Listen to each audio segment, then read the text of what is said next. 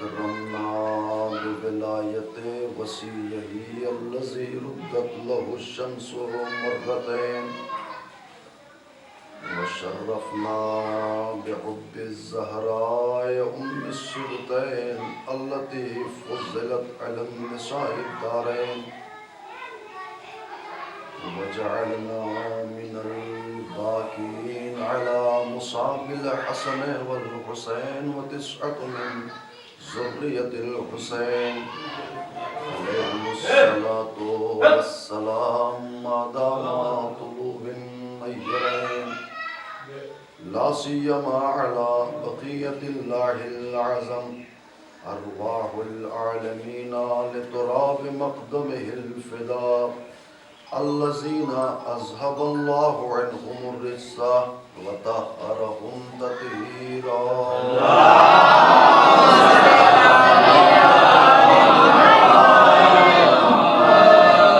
واللعنة دائمة باقية متوالية متكاثرة على أعدائهم وقاتلهم وغاصبي حقوقهم ومنكري فضائلهم أجمعين من الآن إلى قيام يوم الدين آمين يا رب العالمين أما بعد فقد قال إمامنا الباقر عليه السلام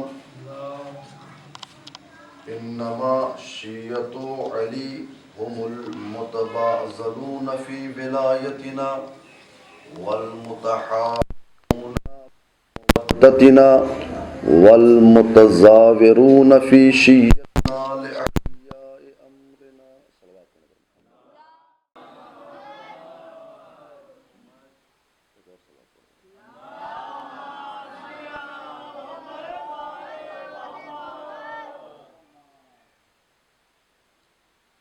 ماہ محرم کی پہلی تاریخ اور ابتدائے ماہ محرم ہے۔ یقیناً وہ گھڑی جس کا ہمیں بڑی بے صبری سے انتظار تھا، سال گزشتہ 8 ربیع الاول کو، جس کو بڑی حسرت و یاس کے ساتھ ہم نے ودا کیا تھا، اور اس عہد کے ساتھ کہ مولا اگر زندہ رہے تو پھر سے تیرا غم منائیں گے، مولا اگر سلامت رہے تو پھر سے تجھ پر گریہ کریں گے، یہ وہ وقت آ گیا۔ آج سے شروع ہے مجلس، آج سے فرش عزا بچھ گئی، اور آج ہی سے آپ اگر محسوس کریں ظاہری طور پر یا باطنی طور پر، آج سے ہی اگر آپ احساس کریں اس بات کا، تو آپ کو لگے گا کہ اس گاؤں کی حالت میں کچھ تبدیلی آئی، کچھ رونق بڑھ گئی، کچھ معنویت بڑھ گئی، کچھ روحانیت بڑھ گئی، کچھ ایک نور کا سلسلہ ہے جو اس گاؤں میں اضافہ تر ہوتا چلا جا رہا ہے۔ اس لیے ظاہر سی بات ہے کہ شب ہلال ماہ محرم سے کچھ ایسی ہستیاں ہمارے عزاخانوں کی مہمان ہوتی ہیں کہ جو خود بھی نور ہیں، جس مقام پر آ جائیں وہ مقام نورانی ہو جائے، خود نور ہیں، جس مقام پر آ جائیں وہ مقام نورانی ہو جاتا ہے۔ اور جہاں جہاں بھی پوری دنیا میں کہیں پر بھی جہاں بھی دلوں کے بادشاہ حسین کی مجلس عزا برپا ہوتی ہے، یقین جانیے اس کی نوعیت دوسرے مقام سے کہیں زیادہ بلند ہو جاتی ہے۔ مجلس عزائے حسین ہے۔ میں نے جس حدیث کو سرنامے سخن قرار دیا ہے، میرے برادر عزیز مولانا اصغر مہدی جون صاحب، ابھی 2 دن پہلے یا 3 دن پہلے بنارس کے سفر میں تھا، فون آیا کہ آپ کو ہمارے ہاں عشرہ پڑھنا ہے صبح 7 بجے۔ میں نے حامی بھر لی، تو میں نے یہ سوچا کہ صبح کا وقت ہے، پبلک آئے گی نہیں آئے گی، لوگ جمع ہوں گے یا نہیں ہوں گے، تو وہ متعلق جو میں کہنا چاہتا ہوں، میں جو بیان کرنا چاہتا ہوں، اس سے کچھ اثرات مرتب ہوں گے، چونکہ صبح کا وقت ہے، آدمی ایسے ہی رات بھر کا مجلسوں کا تھکا ہوا 12 بجے 1 بجے مجالس عزا جب شروع ہوتی ہے تو وقت گزرتے دیر نہیں لگتی ہے، پھر تھکا ہوا آدمی پھر صبح اٹھ کر کے مجلس میں آنا۔ انہوں نے کہا نہیں آپ جائیے، پبلک کی گارنٹی یہ ہے کہ جو آئیں گے وہ بیدار آئیں گے، جتنے بھی آ جائیں گے وہ بیدار آئیں گے۔ تو آپ کی تعریف پہلے ہو گئی ہے کہ آپ جتنے بھی بیٹھیں گے اس فرش عزا پر وہ بیدار بیٹھیں گے۔ ایک صلوات پڑھ دے پر محمد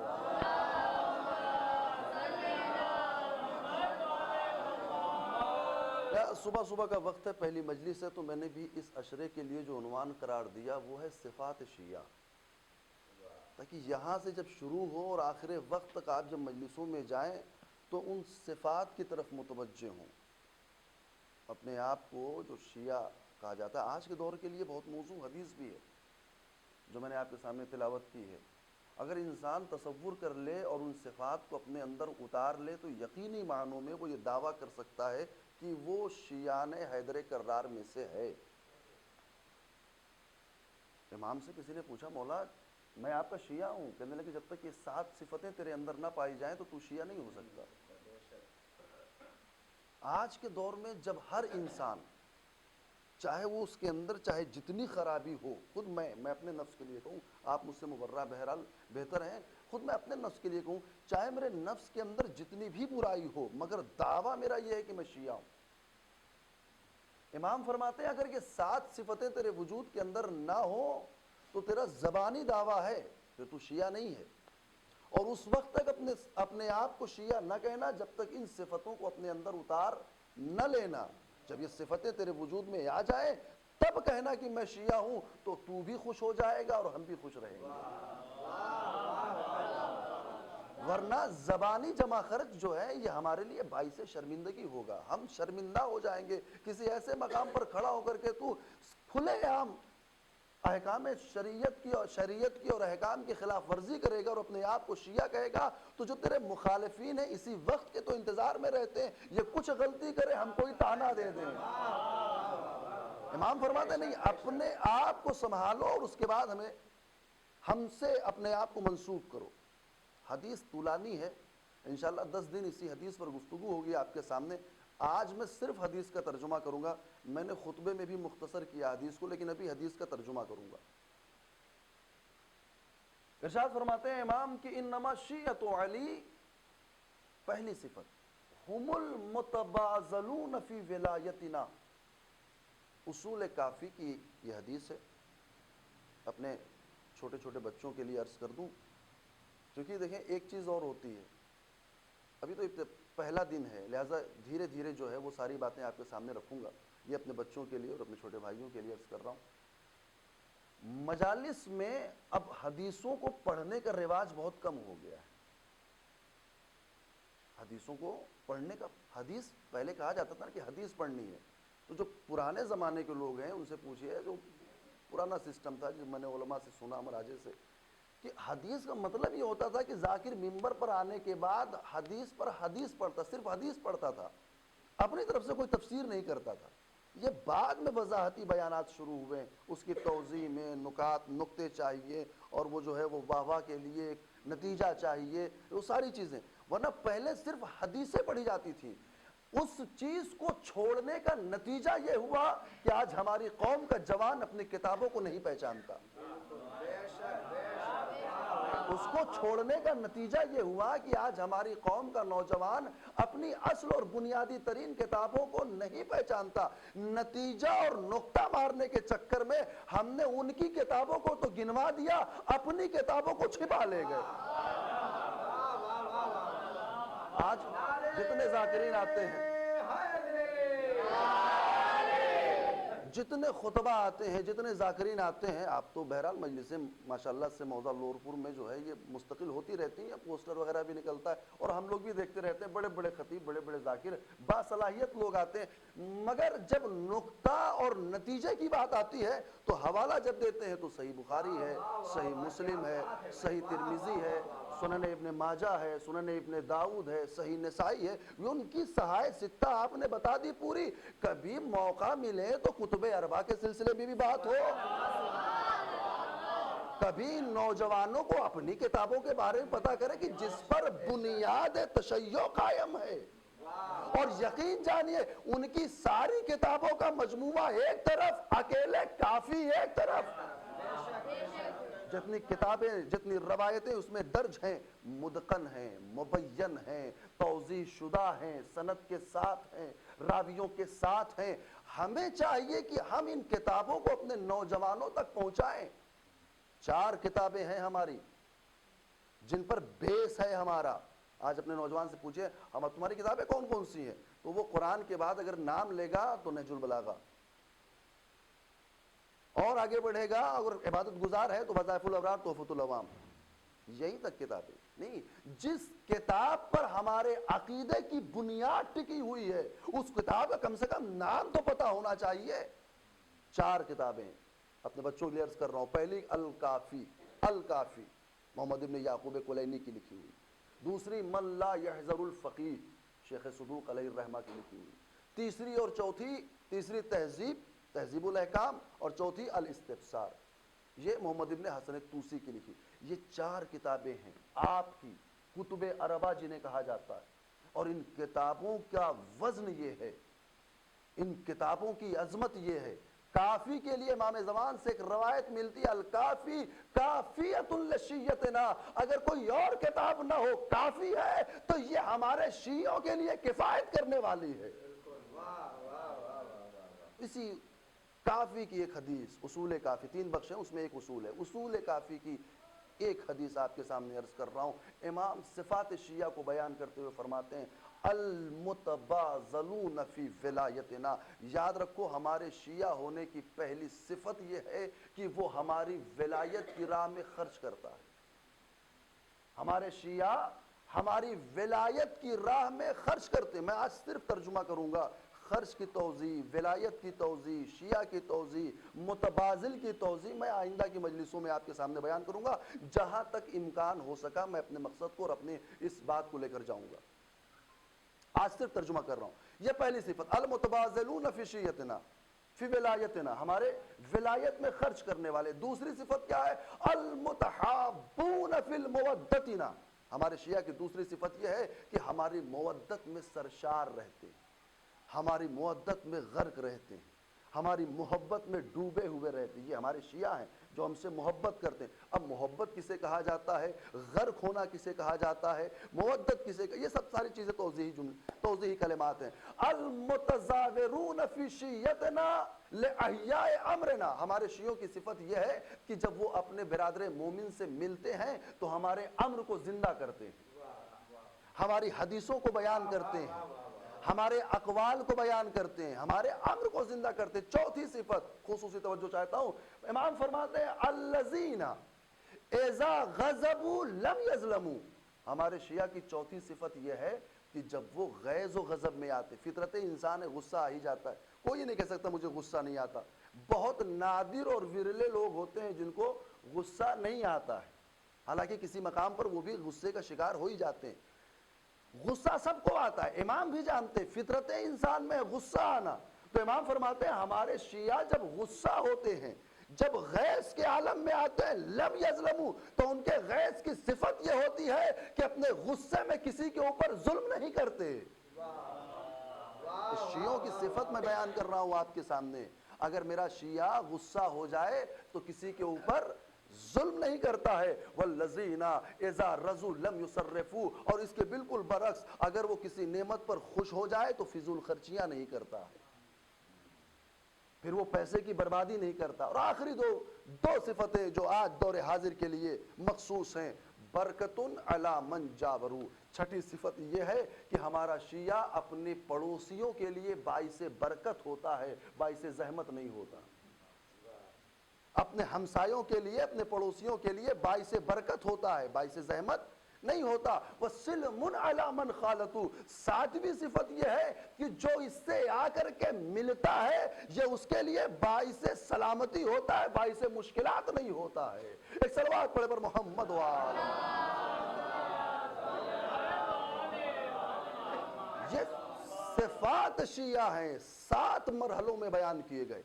انشاءاللہ ایک ایک پر میں بات کروں گا آپ سے جہاں تک امکان ہو سکا، مگر آج کی اس مجلس میں چونکہ ابتدا ہے مجلس کی، اور مجلس کے کچھ اصول ہوتے ہیں، کچھ ضوابط ہوتے ہیں، مجلس کی کچھ اہمیت ہوتی ہے، کچھ اس مقام کی حیثیت ہے آپ کے لیے، تو میں اسے بیان کروں تاکہ ایک مقام تک آپ کو لے کر جا سکوں، اور آپ دوسری مجلسوں کے لیے، تیسری مجلسوں کے لیے، باقی ساری مجلسوں کے لیے اپنے آپ کو آمادہ کر سکے کیسے جانا ہے۔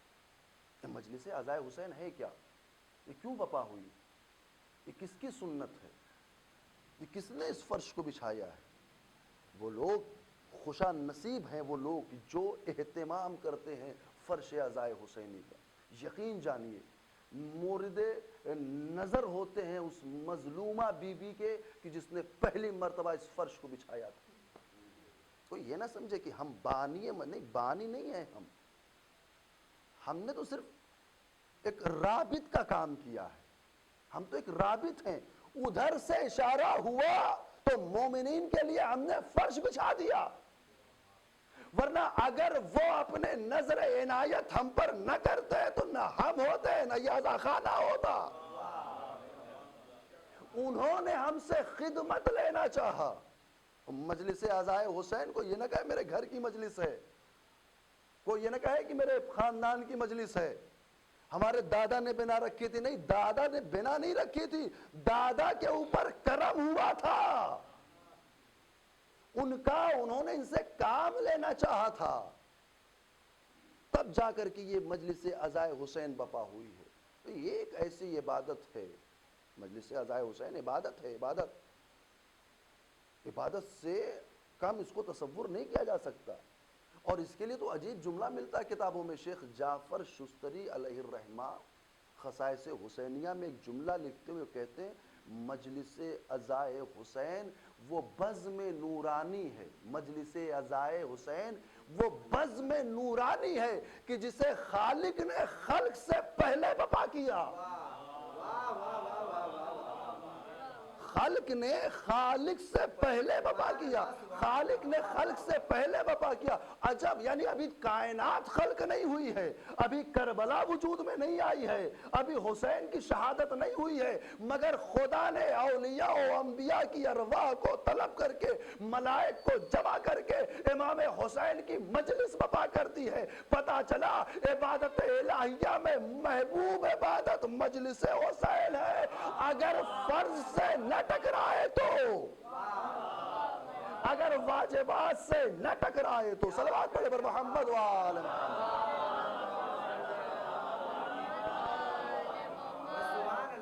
خلق سے پہلے خالق نے بپا کی، اور جو فرمایا آپ نے یہ مجلس عزائے حسین عبادت مخصوص عبادت کیوں کیا؟ اس لیے کہ ایک ایسی عبادت ہے کہ جس نے ساری عبادتوں کو اپنے دامن میں سمیٹ رکھا ہے۔ یہ مجلس امام حسین ایک ایسی عبادت ہے جس نے ساری عبادتوں کو اپنے دامن میں سمیٹ کر رکھا ہے۔ آپ دیکھیں مجلس امام حسین کا وعدہ کس نے کیا؟ کہاں سے شروع ہوئی؟ جب دربار یزید میں اسرا کا قافلہ گیا ہے تو یزید نے ایک تنزیہ جملہ کہا، توجہ کیجئے گا، جملہ میں آپ کے لیے عرض کر رہا ہوں۔ یزید نے ایک تنزیہ جملہ کہا۔ یزید کہتا ہے دیکھا جناب زینب سے مخاطب ہو کر کے، دیکھا کیا ملا نتیجہ مجھ سے ٹکرانے کا؟ تمہارا بھائی مارا، حسین مارے گئے، حسین کے بیٹے مارے گئے، حسین کا گھر لوٹ گیا، حسین کا سارا کنبہ ختم ہو گیا، کیا مل گیا؟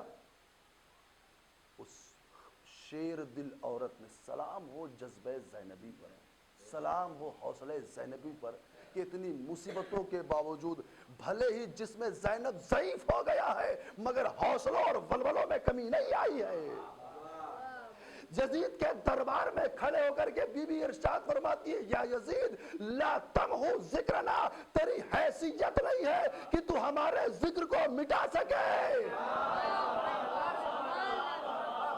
یزید کے دربار میں عجیب جملہ ہے، اور عزیزان ایمان یاد رکھیے گا زینب نے یہ اپنے بھروسے پر نہیں، آپ کے بھروسے پر کہا ہے، آپ کے بھروسے پر کہا ہے۔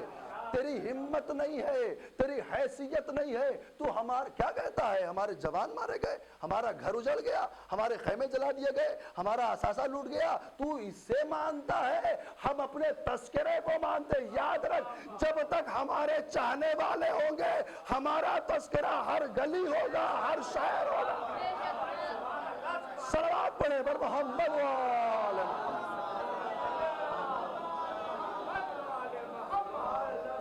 توجہ فرمایا؟ تو یہ آپ کے بھروسے پر،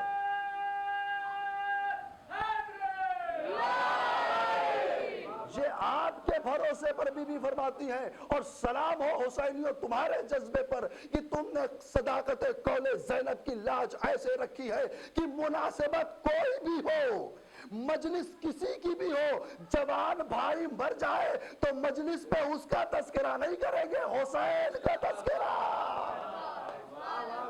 صلوات پڑھے پر محمد وآلہ۔ مجلس کسی بھی مناسبت کا، پروگرام کسی بھی مناسبت کی ہو، مگر تذکرہ حسین کا ہوگا۔ یہ قول زینب کی صداقت کی لاج رکھی ہے حسینیوں نے، لہذا اس مجلس کے مرحلے کو کم نہ ہونے دیجیے گا، اسے مندمل نہ ہونے دیجیے گا۔ پچھلے سال گزشتہ اور اس سال بھی بعض مقامات پر مجلسیں بپا نہیں ہو رہی ہیں، مگر عزیزان ایمان، مجلس عزائے حسین وہ شے ہے ہی نہیں جو کسی مکان کی محتاج ہو۔ مجلس عزائے حسین وہ بزم ہے ہی نہیں جو کسی مکان کی محتاج ہو، جو بھیڑ کی محتاج ہو، جو تجمع کی محتاج ہو۔ کورونا نے اگر کچھ خرابیاں کی ہیں، ہمارے جلوس کو روک دیا، ہمارے تعزیوں کو روک دیا، ہمیں سڑک پر نکلنے سے منع کر دیا، ہمیں ایک مقام پر محدود کر دیا، مگر حسینیوں نے اپنے آپ کو محدود نہیں کیا ہے۔ مگر حسینی، ہمارا ایک حسینی خود ایک مجمع ہے۔ حسین کا مبلغ کوئی مولانا، کوئی ذاکر، کوئی خطیب، کوئی مولوی ہے نہیں، خود عزادار حسین مبلغ عزائے حسین ہے۔ پابندیاں لگ گئی نا، جمع نہیں ہو سکتے، نہیں ہوں گے جمع، مگر جہاں رہیں گے وہاں حسین کا ماتم کریں گے۔ محرم کا مہینہ آئے گا، وطن میں نہیں ہے، کہیں کسی نے آنے نہیں دیا، نوکری سے چھٹی نہیں ملی، ہمیں نہیں آ پا رہے ہیں وطن میں، تو جہاں حسین کو یاد کر لیں گے وہیں روئیں گے، جہاں کربلا کو تصور کر لیں گے وہیں روئیں گے۔ اور ظاہر سی بات ہے، فطرت انسان ہے، آپ کسی مقام پر کھڑے ہیں، آپ کو گھر کا محرم یاد آ گیا، 10ویں محرم امام حسین یاد آئے، آپ کی آنکھوں سے آنسو نکل پڑا، امام پر کیا ظلم ہوا، کیا مصائب ہوا۔ فطرت انسان ہے نا، آپ کی آنکھوں سے آنسو نکلتا ہوا دیکھ کر کوئی نہ کوئی انسان ضرور پوچھے گا بھائی ہوا کیا ہے، رو کیوں رہا؟ توجہ، مبلغ کیسے بنا جاتا ہے، رو کیوں رہا ہے، آنسو کیوں نکل رہا ہے، تجھے کیا پریشانی ہے؟ فطرت انسان ہے، بھلے ہی وہ پورا نہ کرے مگر پوچھے گا ضرور کیوں رو رہا ہے۔ وہی موقع ہے جب حسین کو پہچانوایا جائے، اس محدود عزاخانے سے ہٹ کر کے جہاں حسین پر رو وہاں حسین کی تعریف بھی کرو، حسین کی معرفت بھی بانٹو۔ صلوات پڑھے پر محمد وآلہ۔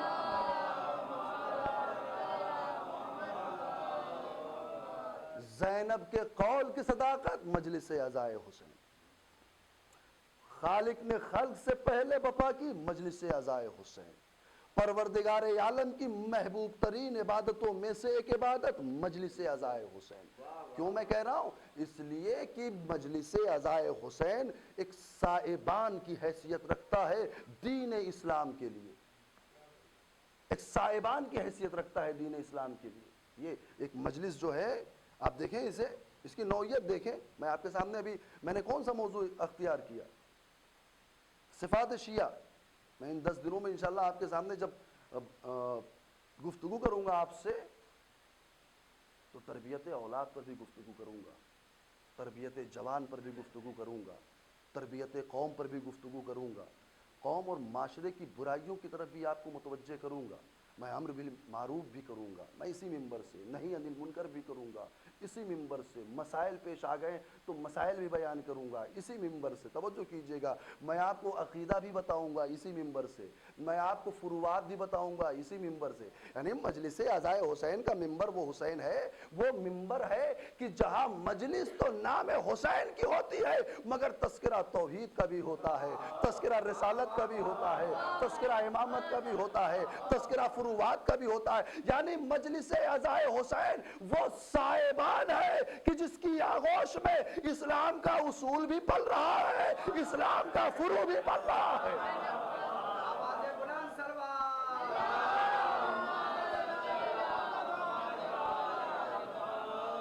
اور یہ اسی صورت میں امکان پذیر ہے کہ جب لکی صاحب کل سے مائک کا بھی انتظام کریں اور پنکھے کا بھی انتظام کریں۔ ایک صلوات پڑھیں پر محمد و آلہ۔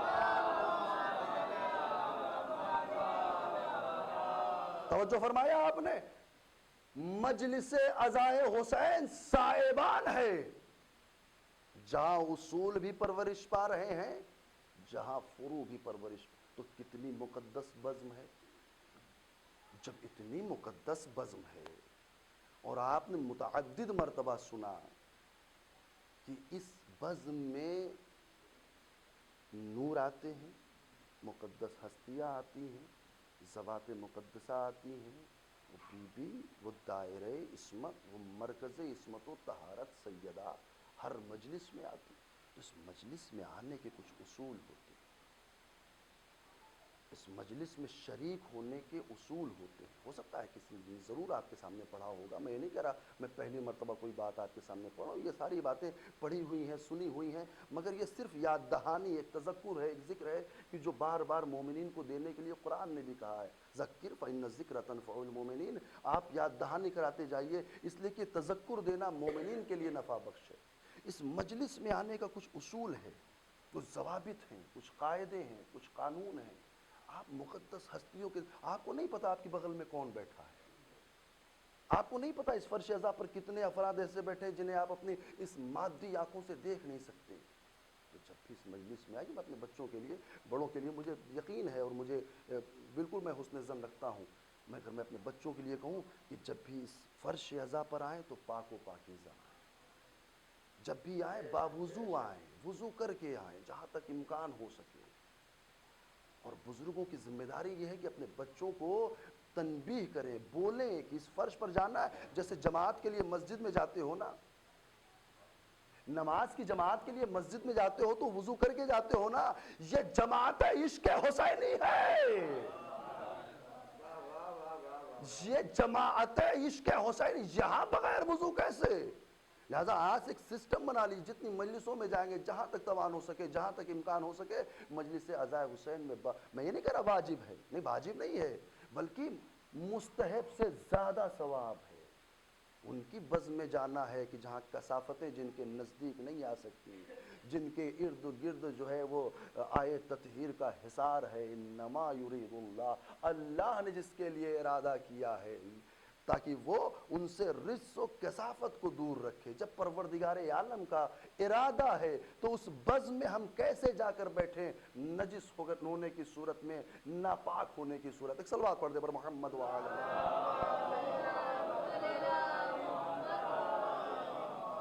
یہ پہلا مرحلہ۔ اور دوسرا مرحلہ، جب مجلس عزائے حسین کے لیے قدم بڑھے تو اپنے گھر پر، اور گھر پر امکان پذیر نہ ہو تو بھی سڑک پر، اپنے اندر کی انانیت کو چھوڑ کر آئیے گا۔ اپنے اندر کی انانیت کو، اپنے اندر کے بغض کو، اپنے اندر کے غرور کو، اپنے اندر کے تکبر کو، اپنی دولت کے روب کو، اپنی عزت، اپنی پاور، اپنی قدرت، اپنی طاقت، اپنے اقتدار کے بت کو وہیں پر چھوڑ کے آئیے گا۔ اس لیے کہ پھر اس بزم میں ان ساری چیزوں کے ساتھ آنا کوئی فائدہ نہیں دے گا۔ اما دل میں حسین رہتے ہیں، جب جگہ خالی ہوگی تب تو آئیں گے۔ جب پہلے سے ایک چھوٹا سا دل دنیا بھر کی کثافتوں سے بھرا ہوا ہے تو پھر حسین آ گیا تو کہاں بیٹھے گا؟ صلوات پڑھے پر محمد و آل محمد۔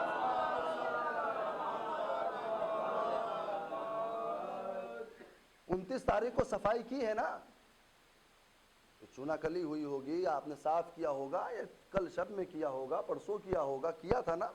کیوں کیا تھا؟ کہ مجلس عزائے حسین بپا ہوگی، ہے نا؟ گھر کو صاف کیا، کیوں؟ محرم آ رہا ہے، بی بی آتی ہیں، ہر دیار شیعہ میں بی بی ضرور آتی، اس بات کا مجھے یقین ہے، اور علماء نے کہا، مراجع نے کہا، فقہا نے کہا، ہر وہ مقام جہاں مجلس عزائے حسین ہوتی ہے بی بی اپنی تربت چھوڑ کر کے اس مقام پر پہنچتی ہے۔ بی بی آتی ہیں، آپ نے اس گھر کو جو اینٹ اور گارے سے بنا ہے، سیمنٹ سے بنا ہے، اس کو آپ نے صاف بھی کیا، ڈینٹ کیا، پینٹ کیا، ساری چیزیں آپ نے کر لی، کیا نا؟ کس لیے؟ مجلس عزائے حسین بپا ہو۔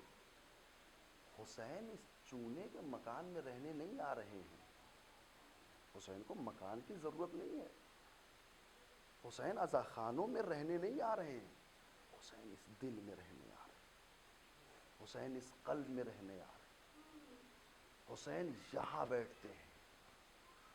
جتنا قلب صاف ہوگا اتنا ہی محبت حسین اترے گی، جتنا قلب کثیف ہوگا محبت حسین اس دل میں اترنے والی نہیں ہے۔